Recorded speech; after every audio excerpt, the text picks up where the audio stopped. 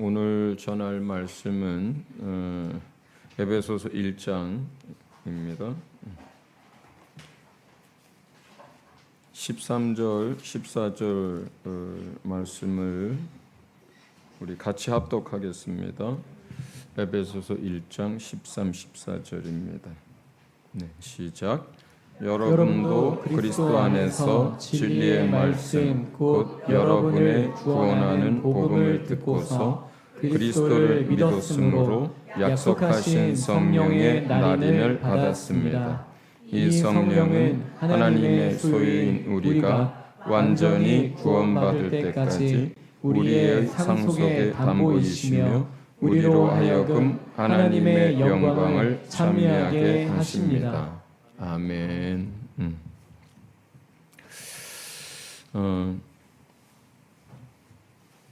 지난주까지만 해도 몰랐는데 에베소서의 1장에 이제 그 축복들 가운데 또 네 번째 거를 오늘 여러분에게 전하게 됐습니다.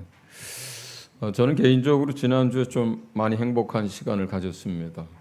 그 코이노니아 1회를 잘 마치고 주님께서 수고했다고 보상으로 주신 은혜들이 있었습니다.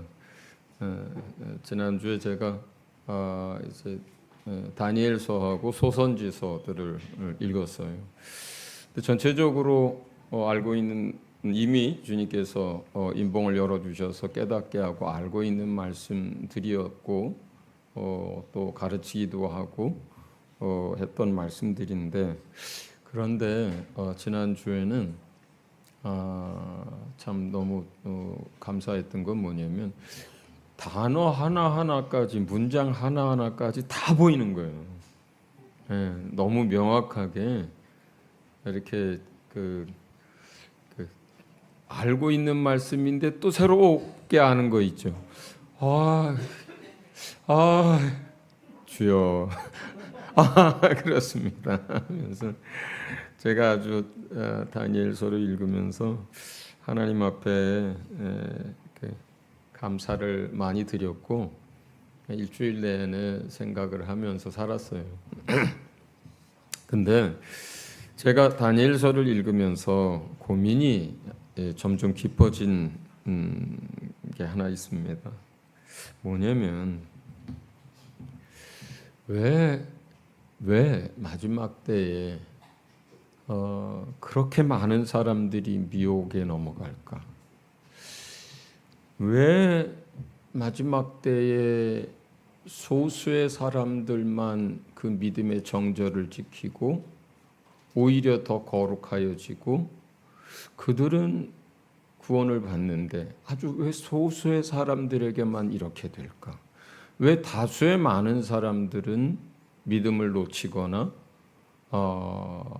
심지어 배도하거나 심지어 적그리스도의 편에 서서 적그리스도가 주는 토지와 재산과 세상의 명예의 보상을 받게 될까?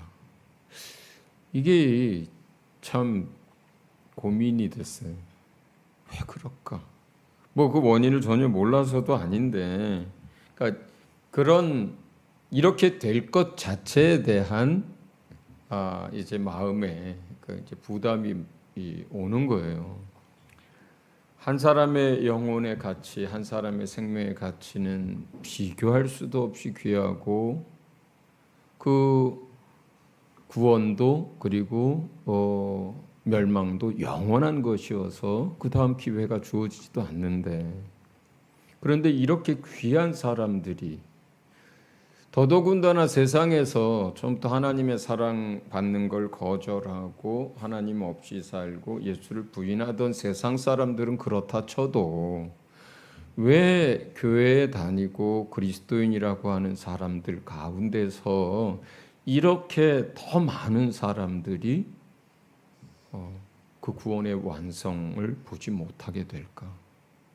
이게 이제 마음에 계속 남았어요. 계속 남았어요.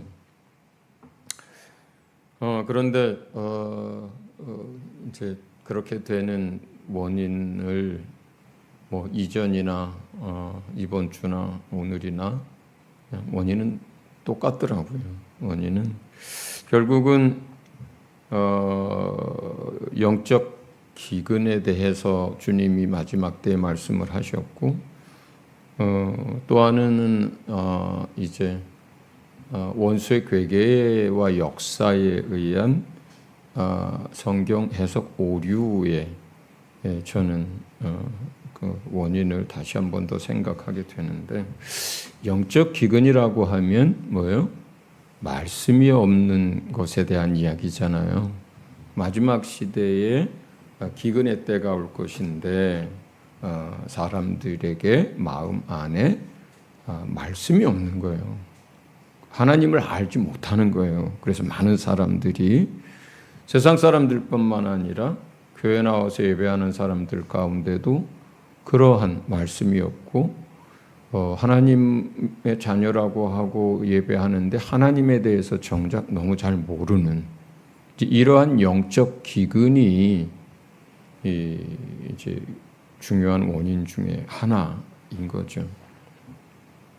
생각보다 교회 다니시고 오랫동안 신앙생활하고 직분도 뭐 권사, 장로, 심지어 목사가 돼도요, 성경을 잘 안 읽는 분들이 너무나 많습니다. 평생에 걸쳐서 성경 일독도 못하는 크리스찬들이 부지기수입니다. 정말로 그래요. 그리고 이제 그러다 보니까 사실은 듣고 말씀을 읽어야 말씀이 믿음이 되고 믿음이 돼야 그 사람 마음 안에 들어가는 건데 그렇지 않은 거예요. 그렇지 않은 거예요. 물론 이런 부분에서는 개인의 책임도 크지만 교회 지도자들의 책임도 굉장히 큽니다. 본인부터가 말씀이 많지 않고 또 잘 모르기도 하고 신학교에서 배운 거 가지고 이제 하고 하다 보니까 이제 가르치는 일들을 힘써하지 못하고 진리를 전하는 것보다는 그냥 여러 가지 사람들이 듣기 좋아하고 듣고 싶어하는 것들을 전하고 이러한 영적 지도자들의 책임이 일단 이제 굉장히 큰 거죠.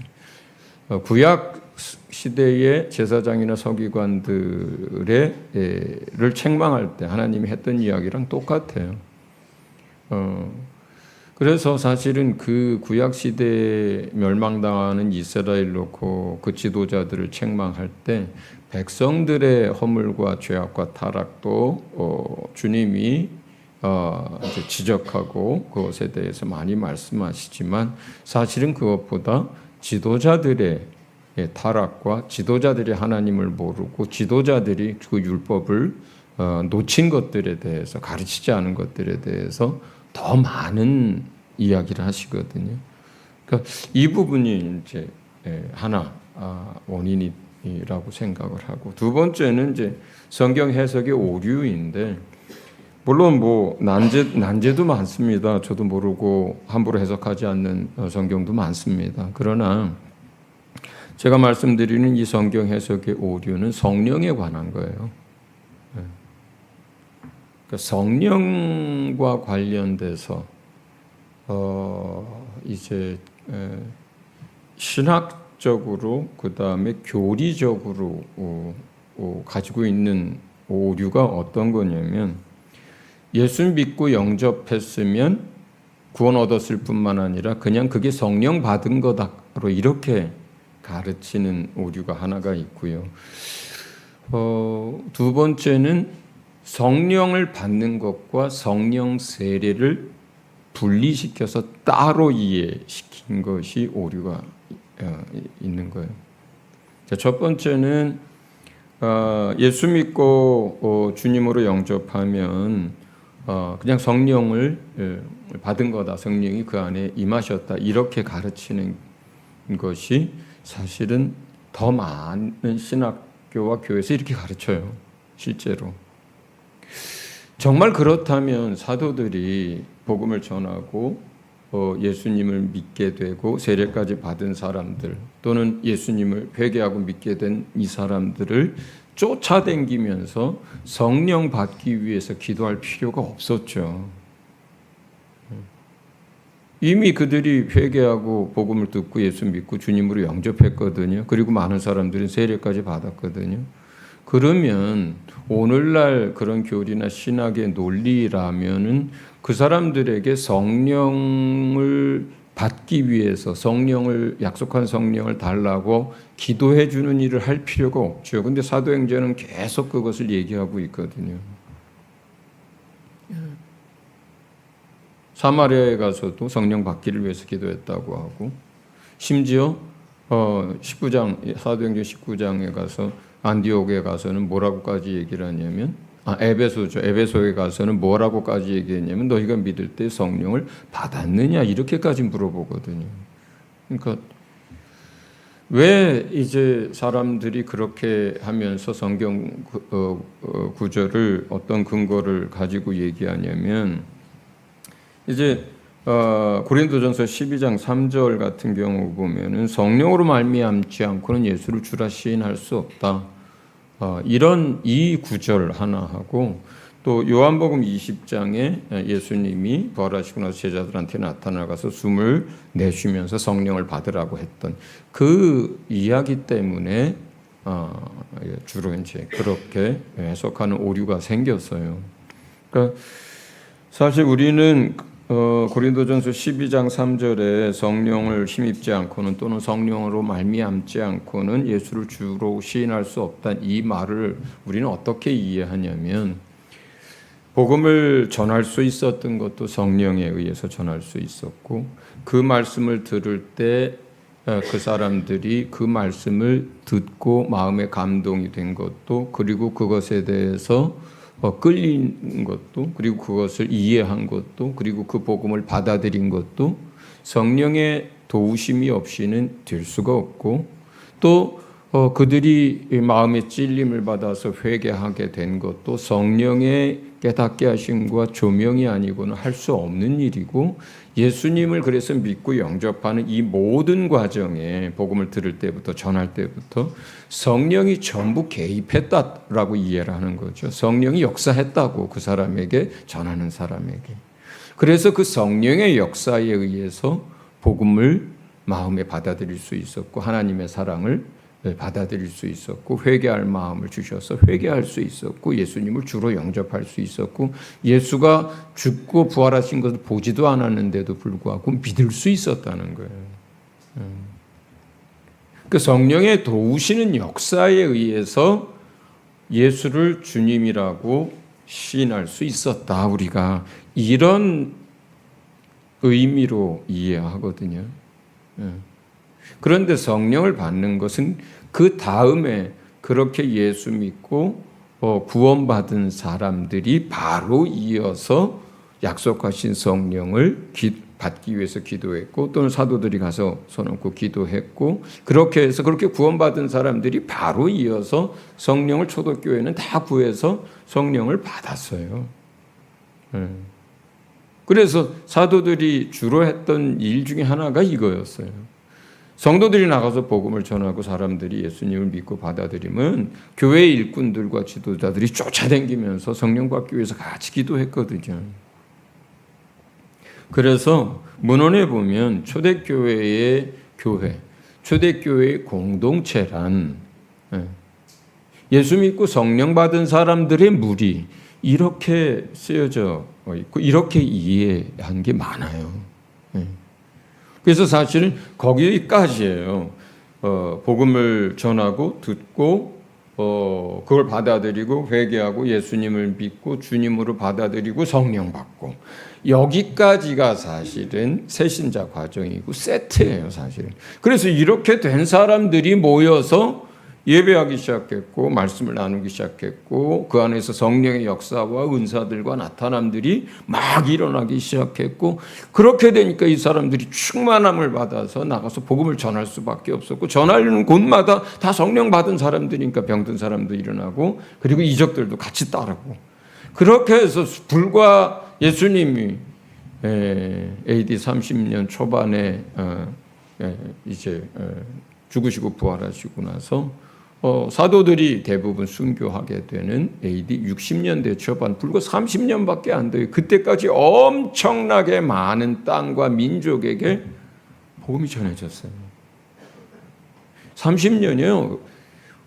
우리가요 1년 동안 뭘 계획한다고 해도 할 수 있는 게 굉장히 적습니다. 10년 동안 뭘 계획을 세워서 한다고 해도 인생이 뭘 얼마나 하겠어요. 30년을 살아도 마찬가지거든요. 그런데 30년 동안에요 이 복음이 확산되고 그 수많은 사람들이 충만함을 받게 됐던 모든 역사에는 예수 믿고 성령을 받은 사람들에 의해서 그게 가능했거든요.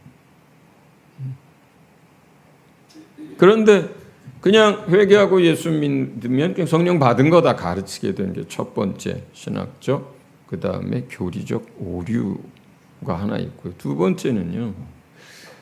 번째는 이렇게 가르치자고 하니까 사도행전에 나오는 것들이 이게 말이 안 되는 거예요, 서로. 그러니까 성령 받는 것과 성령 세례를 구분했어요. 많은 사람들이. 그래, 예수 믿을 때 성령 받은 거다.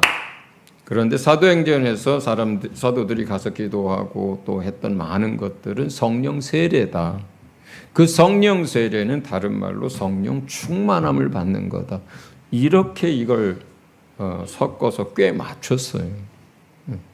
근데 사도행전은요, 성령 세례와 성령 받는 것을 구분하지 않습니다. 여러분 한번 열심히 읽은 다음에 저한테 한번 설명해 줘 보세요. 사도행전에서 그걸 구분하는 구절이라든가 구분하는 의미가 어디 한 구절이라도 있는지. 사도시대에는요, 성령을 받는 것과 성령 세례를 구분하지 않습니다. 그게 그거예요. 자, 그러면 이제 이 두 가지 오류가 문제가 성도들에게 어떠한, 또 교회 다니는 사람들에게 어떠한 영향을 미치겠어요. 자, 그 안에 진리의 말씀이 없어요. 그 다음에 그 안에 보혜사 성령이 계시질 않아요. 내주하시는 성령이 아직 계시질 않아요. 자, 그러면 어떻게 되겠어요? 말씀도 없고 그 안에 성령도 없으면 어떻게 되겠어요? 칼의 위협이 들어오고 목숨의 위협이 걸리면 그 말씀이 없고 그 안에 성령이 없는 사람들이 목숨을 내놓겠어요? 믿음을 위해서? 여러분 같으면 할 수 있겠어요? 그런 상태라면. 또 지위가 보장되고 그 다음에 안정된 생활이 보장되고 경제적인 것과 삶의 많은 것들이 보상으로 주어진다면 예수님을 부정하고 어떤 다른 걸 쫓을 때에 이런 보상이 주어진다면 어떻게 될까요? 심지어는 보상 문제라든가 아니면 무슨 생명의 위협을 떠나서 내가 하나님을 믿는 하나님의 사람이라고 해서 이마에나 손등에 뭐 표를 안 받아서 아이의 경제활동, 매매 자체가 불가능해진다면 여러분 어떡할까요? 대부분의 마음 안에 진리의 말씀도 없고 성령도 없는 상태에서 교회 다니는 사람들은 어떻게 될까요? 세금도 못 내요. 전기도 못 써요. 그거 다 온라인이라든가 그런 형태로 다 계산하는 거. 사업도 못 해요. 물건도 못 사요. 팔지도 못해요. 어떡할 거예요, 그렇게 되면. 근데 그런 상황 속에서 안에 진리의 말씀도 없고 성령이 계시지 않다면 믿음을 유지할 수 있을까요? 믿음을 유지할 수 있을까요? 지금 여러분에게 이런 말을 하고 있는 제가 지금 다음 주에 예를 들어서 그 예수님을 이렇게 전하고 가르치는 것 때문에 저 잡혀가 가지고 목이 댕공 잘리면 어떡할까요? 근데 이런 사람이 여기 할렐루야를 했어. 저도 할렐루야입니다.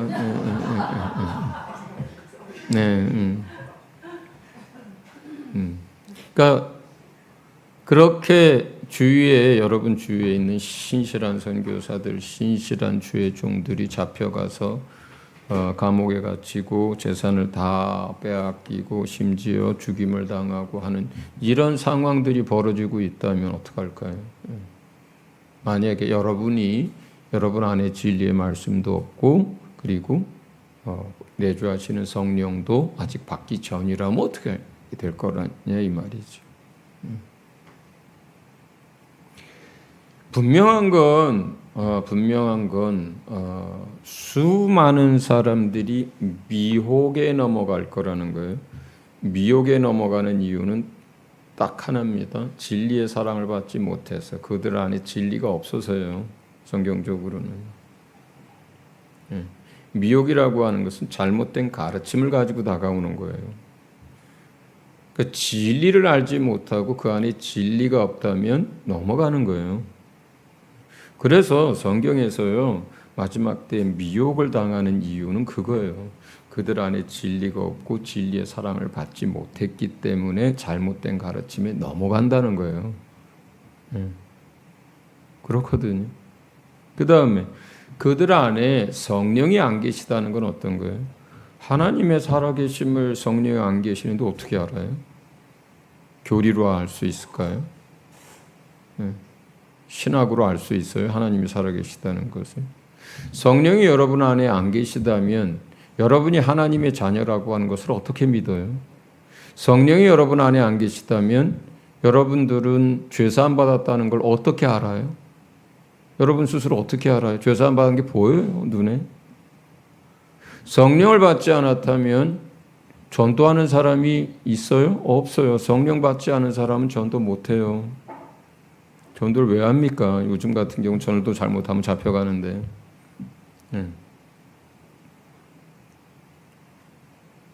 성령 받지 않은 사람들한테 기도 생활이 어떻게 될까요? 성경은 뭐라고 얘기했냐면 우리가 마땅히 빌 바를 알지 못한다 그래요.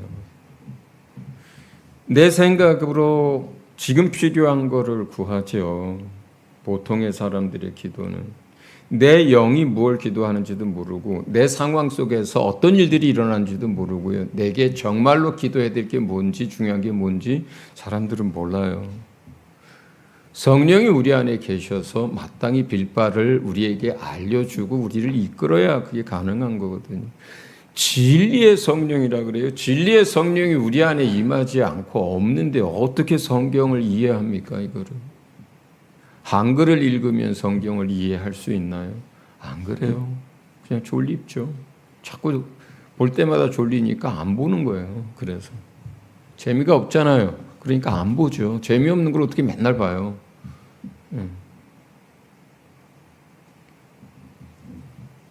우리 안에 성령이 계시지 않는데 어떻게 하나님의 사랑을 느낍니까? 우리 안에 성령이 계시지 않는데 어떻게 내 길을 인도해 달라고 성령을 의지합니까? 로마서 8장은 이렇게 얘기해요. 두 가지밖에 없어요. 가운데 우리 마음이 있고 우리 생각이 있어요. 그러니까 내가 있는 거예요. 그리고 첫째, 내 육체가 원하고 내 육체 가운데 있는 것, 또 그 육체 속에 숨어있는 옛사람의 습성들, 이게 나를 이끌어 가려고 하는 게 하나가 있고, 두 번째 뭐예요? 내 속에 있는 영, 그리고 내 안에 와 계신 성령이 이끌어 가시는 게 하나가 있어요. 이 두 개가 있어요. 그런데 사람은 구조적으로 동시에 구조적으로 뿐만 아니라 진리 자체가 육체가 원하는 것과 성령과 내 영이 원하는 것이 같을 수가 없어요. 어떤 상황 속에서도.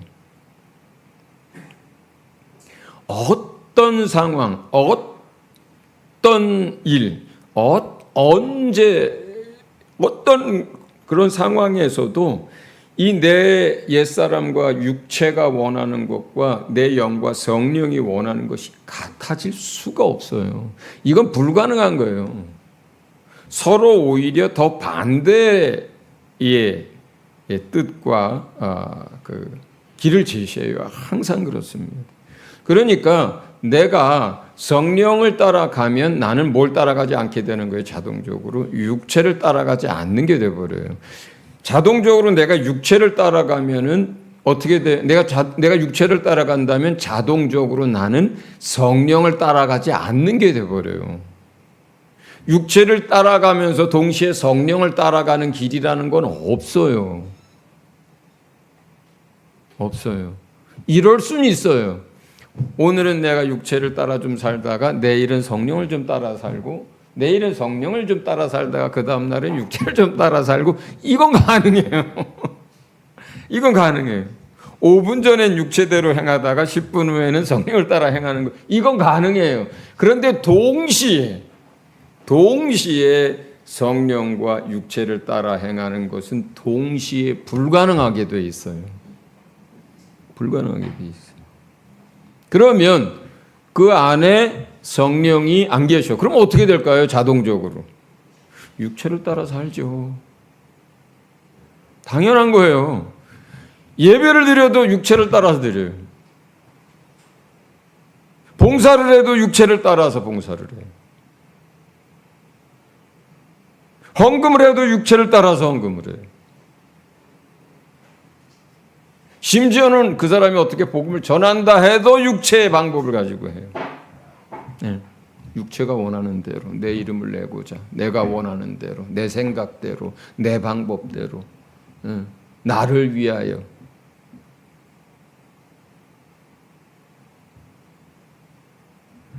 신앙생활을 해도 그렇게 한다고요. 그렇게 합니다.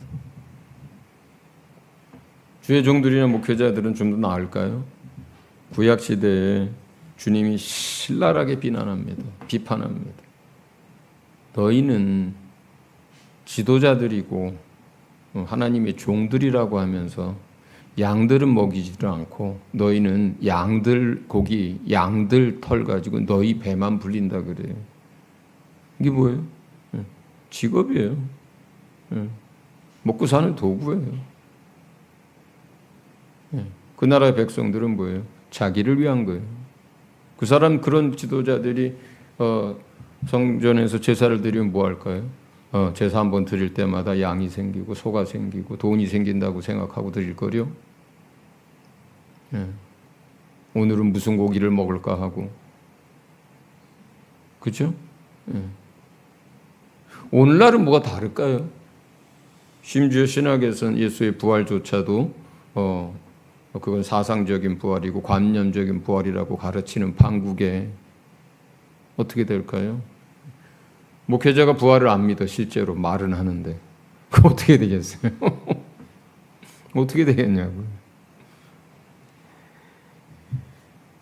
그러면 그 안에 그 사람들 마음 안에 진리가 없고 말씀이 없고 하나님을 알지 못하고 그들 안에 성령이 없는 상태에서 교회에 나오고 신앙생활하고 지도자가 되고 이렇게 하고 있는 사람들이 마지막 시대가 되면 어떻게 될까요? 그 믿음을 유지할 수가 없고 미혹에 안 넘어갈 수가 없고 적그리스도의 편에 안 설 수가 없고 그런데 이것은 역사적으로 계속 작은 모형, 작은 신뢰로 계속 그렇게 되어져 왔어요. 마지막 때만 그런 게 아니고 다니엘이 그렇게 이야기한 이 일들이 다니엘한테 그 얘기를 하고 나서 불과 몇백 년 안 지나서 BC 169년, 168년에 안티오코스 4세가 이스라엘 쳐들어와 가지고 그 땅을 짓밟을 때도 그랬어요. 지도자들도 그랬고 많은 사람들이 먹고 살기 위해서 우리나라 신사참배 때도 그랬어요. 안 그러면 죽인다고 하고 가둔다고 하니까 많은 사람들이 거기에다 절하고 그걸 합리화시켜 그걸 따랐어요. 앞으로는 또 안 그럴까요? 당연히 그런 일이 반복되죠. 우리 안에 진리의 말씀이 없고 그 말씀이 내 안에서 역사하지 않는다면 플러스 내 안에 그 성령이 보혜사 성령이 내 안에 오셔서 그 말씀을 가지고 또 주의 뜻을 따라서 나를 돕고 역사하지 않는다면 아무것도 보장되는 게 없습니다. 아무것도 보장되는 게 없어요. 오늘 본문에는 이제 두 가지 중요한 이야기를 합니다. 첫째는 예수 믿는 사람들에게 예수님이 이 사람은 내 사람이라고 도장 찍었다라는 표현이 하나 있어요. 그게 인쳤다는 뜻이에요. 예수를 믿는 사람들에게 예수님이 이 사람은 내 거라고 도장을 찍었다고 해요. 예수 믿는 사람들에게 도장을 찍었어요. 예수님이. 그 인쳤다는 이야기가 하나 나오고, 또 하나는 성령을 주신 이유가 보증이다 이렇게 얘기를 해요. 보증. 그러니까 보증서 준다는 거 알잖아요. 내가 못해도 누가 해요? 보증인이 해준다는 거잖아요. 내가 빚을 졌어요. 그런데 보증인을 하나 세웠어요. 근데 내가 빚을 못 갚았어요. 그럼 누가 그 빚을 책임진다는 거예요? 보증 쓴 사람이 재산을 다 날리는 한이 있어도 책임진다는 뜻이잖아요. 그런데 우리가 받은 구원과 구원에 대한 약속, 하나님 나라에 대한 약속에 대해서 보증으로 성령을 주셨다 이렇게 얘기를 합니다. 자, 그러면 인쳤다라고 하는 것은 고린도서나 그 다음에 이제 에베소서의 표현이 약간 달라요. 어떤 곳에는 고린도 전서 같은 경우는 인친 것과 성령을 보증으로 주신 것이 다르게 표현돼 있어요. 다른 사건처럼. 뭐 그럴 수도 있습니다. 근데 에베소서는 이거를 두 가지를 묶어서 표현해요. 그 인친 것 자체가 예수님이 어떻게 도장을 찍느냐, 성령에 의해서 도장을 찍었다. 또는 성령을 주심으로 해서 내 사람이라는 도장을 찍었다. 이런 의미들이 있어요. 근데 뭐 어떤 의미가 됐든 중요한 것은 예수님을 믿고 예수님의 사람이 되면 이 사람은 내 사람 하고 성령으로 인을 치든 성령을 주심으로 인을 치든 간에 어쨌든 너는 내 거. 이렇게 도장 찍으신다는 거예요. 첫째는 제가 한 번만 이번만 더 얘기하면 한 100번쯤 얘기하는 거예요.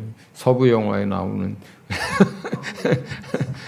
소나 말에다가 이게 쇠로 달궈가지고 엉덩이에다가 그럼 거기에 무슨 문장이 새겨지죠. 그건 뭐예요?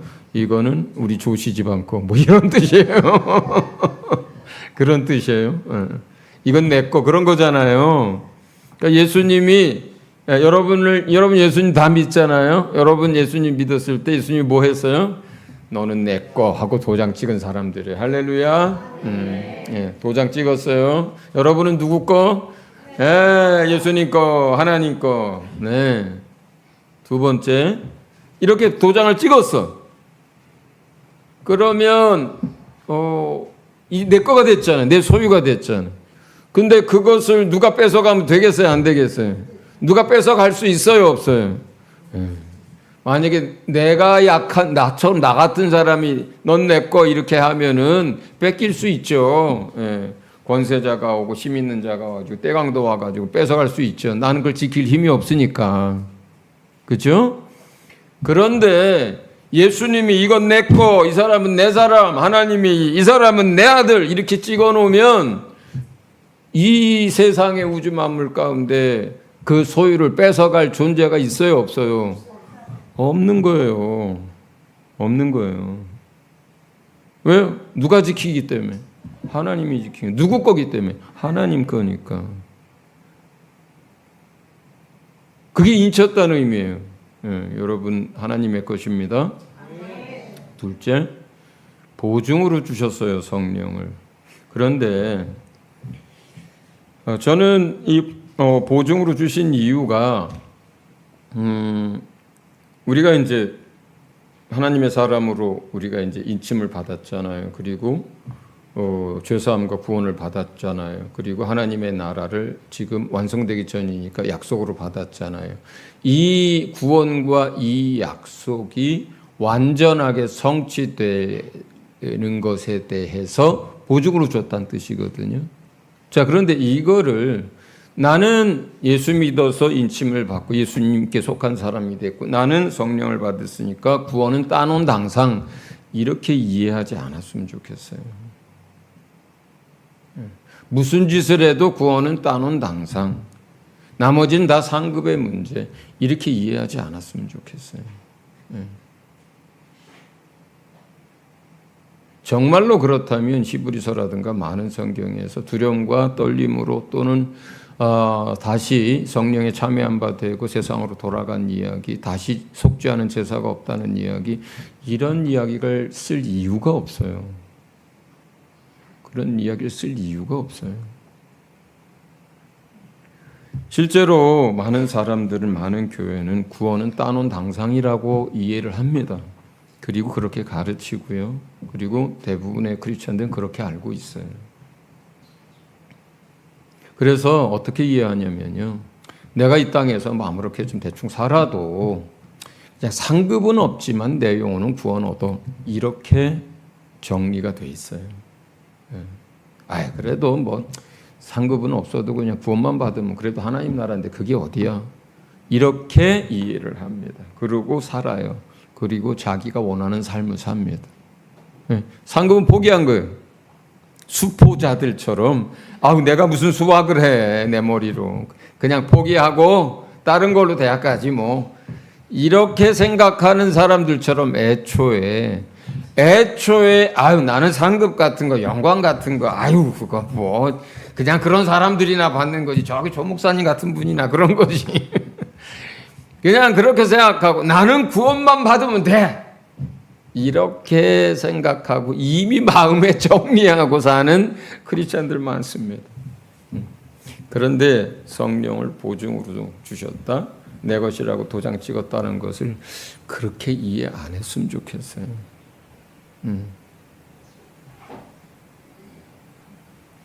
설령 그것이 사실이라 해도 우리가 율법 아래 있지 않으면서 마치 율법 아래 있는 자처럼 하나님의 말씀을 두려움과 떨림으로 지키면서 살라고 하는 것 같이, 사실 저는 이걸 어떻게 이해하냐면요. 우리가 성령이 우리 안에서 역사하지 않으면 크리스찬은 아무것도 못합니다. 기도 못합니다. 성경 읽는 거 못합니다. 전도 못합니다. 봉사, 주님이 원하는 봉사 못합니다. 삶 가운데 성령의 인도 안 받는 거 다 불가능합니다. 다 불가능해요. 성령이 우리 안에 와 계시지 않으면요, 신앙생활 자체를 주님이 원하는 방식의 삶을 사는 건 불가능해요. 신앙생활은 할 수 있어요. 왜냐하면 무슬림도 그 안에 성령이 없어도 목숨 걸고 하잖아요. 자포까지 해가면서. 절에 다니는 사람들 그 안에 성령이 없어도 그 신이 가짜여도 재산 다 팔아가면서 봉사하고 다 합니다. 심지어 미개한 토속신앙을 가진 사람들도 그렇게 목숨 걸고 하는 사람들까지 있어요. 종교 생활은 가능한데, 그런 종교성에 의한 생활은 가능한데, 주님이 말씀하시는 참 믿음의 삶은 성령이 그 안에 계시지 않다면 불가능해요. 불가능해요. 그래서 저는 우리로서는 할 수 없기 때문에 성령이 오셔서 할 수 없는 것을 할 수 있게 한다고 이해해요. 기도할 수 없는데 기도할 수 있게 해주시고, 성경을 깨닫고 이해할 수 없는데 성경을 깨닫고 이해하게 하시고, 복음을 전할 수 없는데 복음을 전할 수 있게 하시고, 진정한 믿음과 사랑으로 봉사할 수 없는데 봉사할 수 있게 해주시고, 하나님의 말씀대로 내가 직장에서 가정에서 내 이웃 가운데 살아낼 수 없는데, 그 말씀을 살아낼 수 없는데 살아낼 수 있게 해주시고, 갈 바를 알지 못하는데 성령이 내 길을 인도해 주시고, 할 수 없는 것을 할 수 있도록, 기도할 수 있도록, 성경 깨닫고 읽을 수 있도록, 믿을 수 있도록, 하나님을 사랑할 수 있도록, 봉사할 수 있도록, 세상에서 말씀에 순종하여 열매 맺을 수 있도록 도우시고, 그렇게 해서 우리를 약속으로 얻은 그 완성된 구원의 자리까지 이끌어 가신다는 의미로 이해를 합니다. 그렇게 이해를 해요. 그러지 않으면 우리는 뭘 따라 살아요? 육체와 그 소욕을 따라 살거든요. 성령이 없으면 다른 방법이 없거든요.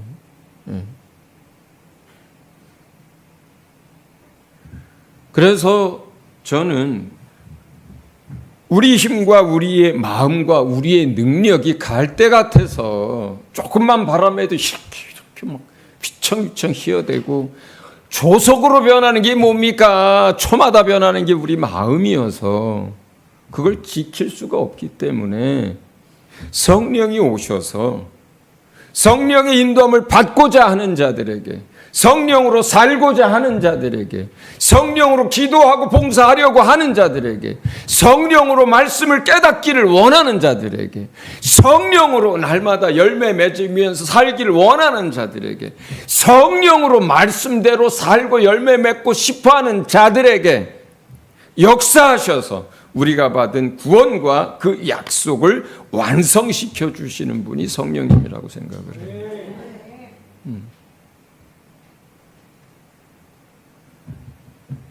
우리가 그러므로 때가 어두워질수록, 믿음 생활이 어렵다고 느낄수록, 세상에 믿음을 가진 사람들의 숫자가 점점점 희박해지고 찾기가 힘들어질수록, 예수님을 믿는다는 것이 모든 곳으로부터 저항과 압박을 받을수록 우리가 의지하고 우리가 붙들어야 할 게 뭐예요?